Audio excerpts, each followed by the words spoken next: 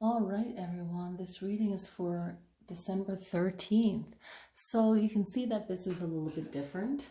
I'm using the Wisdom card from Louise L. Hay, and I've had these for years, as you can tell. And I used to bring them to my yoga class, and I think I'm missing 14. And I was very clear, like, please put the cards back, bring them back. I would put them at the feet or the head of the person laying on their mat, and the cards didn't make it. I guess they didn't. I never counted them because I figured, hey, you're coming to a yoga class, you're not gonna take the cards. But there's 64 cards in this deck. I hope that they reprint this because I really love these cards. So yeah, I just had to get that off my chest. But yeah, it's not cool when you bring something for healing and something fun, and then, and it's funny enough, one student brought it back, and she's like, I didn't know. She's like, oh yeah, I loved your yoga class a long time ago, and I've been away, but I have one of the cards. I go, they weren't supposed to be taken, so she was kind enough to bring them back. So I really appreciated that. So anyway. It is what it is.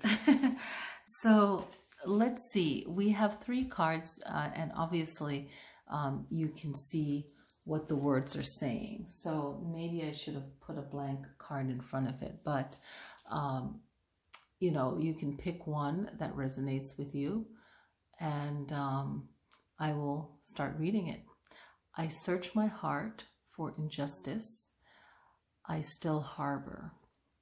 I forgive them and let them go. So what's in your heart that you're still holding on to an injustice?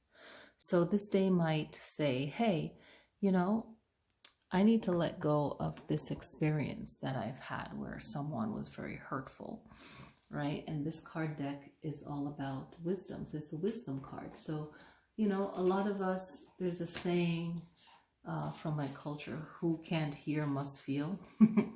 So that means that if you can't hear or listen to wisdom, then you'll go through and make, the mistake and learn from it. And some things you can't really overcome. And, it's not wishing the person bad. It's more of a warning, right? If you can't hear, then you're going to feel through the experience, right? And it's what's in your heart, what's the pain, and how can you work on letting it go, right? How can you work on moving past it? And maybe it's a daily practice. Maybe you need a 30-day practice or a 40-day practice to let go of it, right? So some of you might be experiencing that. The second card is, the moment I say positive affirmations, I step out of the victim role. I am no longer helpless. I acknowledge my own power. That one is great, okay? So it's really about setting these positive affirmations. I didn't even read them when I pulled them. I just put them up there. But it flows so well with this one, okay? And everything lines up for a reason. And here we have the lotus right there. So, a lot of times we are the victim of someone's nasty attitude or our own bad decisions or whatever. But we can pull ourselves through this and know that we're not helpless and know that we have that power. So this is a reminder, and when I pull these cards, I'm tapping into divine ancestors, angels, so that you guys are getting a reading that will speak to you. And I believe that the right people will come to the channel and see this. If you vibe with the third card, it's I am good enough. And then you're coming back now to the space. If you relate to the third card, the powerful message is to let you know that you are good enough. Whatever it is that you are going through, you are good enough. And it's about that self-love, that self-awareness. It's about surrounding yourself.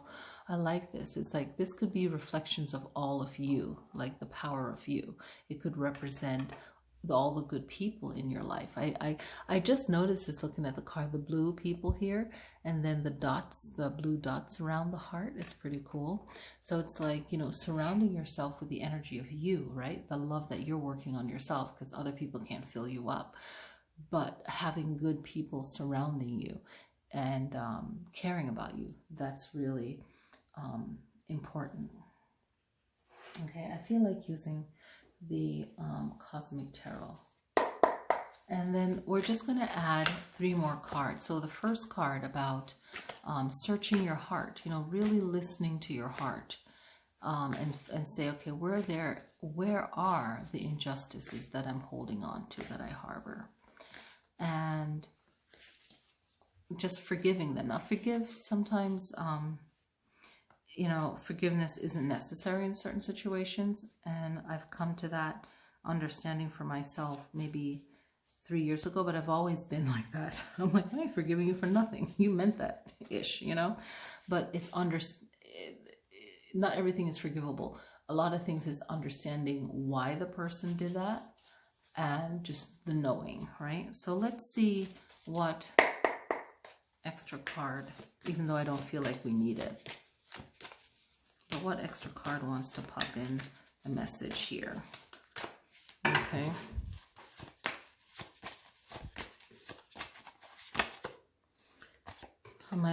I'm shuffling the deck upside down. So maybe it was meant to be upside down, but it's the Star card. So Star card, I'm going to read it, you know, the Star card is about, and you can have your own feelings towards what it means for you, but it's really your divine connection to yourself and realizing your destiny, where you want to go. Maybe you weren't really sure and you were looking for some kind of guidance, and a person took advantage of that. Okay, so it can also mean that. So I had the deck upside down.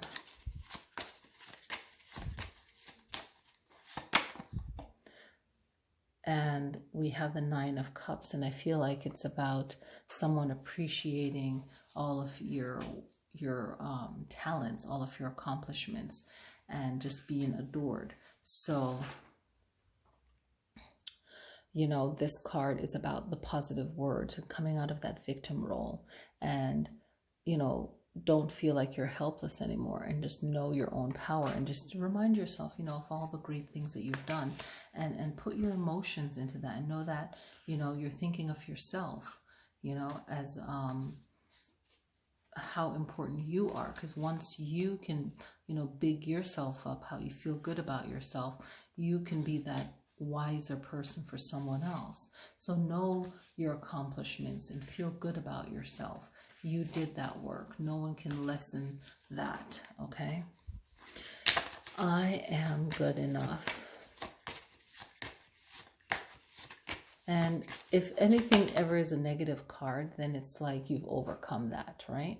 So Queen of Wands, right? The Queen of Wands is, I like to think of the wands, they're fire element, but they're also in a barren land, or a land that isn't as plentiful as, say, a tropical area, lush area, right? So it's really being resourceful of everything around you, and being able to communicate with others, so you can trade, you can really sell your stuff, sell yourself. So it's, you know, really learning how the power of words, both spiritually, internally, and also in communicating with others, how you can sell a product and really show the beauty of something, and earning that money, or earning that survival honestly, right?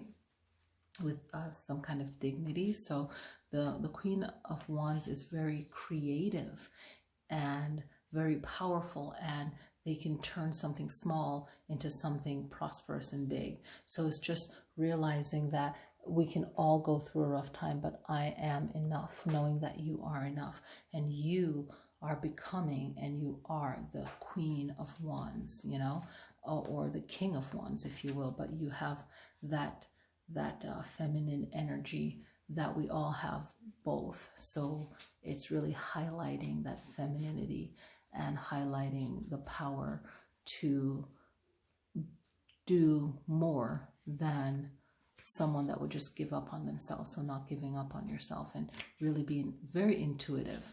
When you come to the Queen level in the deck, it's really going through all those other levels and really trusting yourself and being able to guide yourself. All right. So that's that. Thank you guys so much for tuning in, and I will see you guys in the next video. Click like, especially subscribe, and I'll see you guys next time. Peace.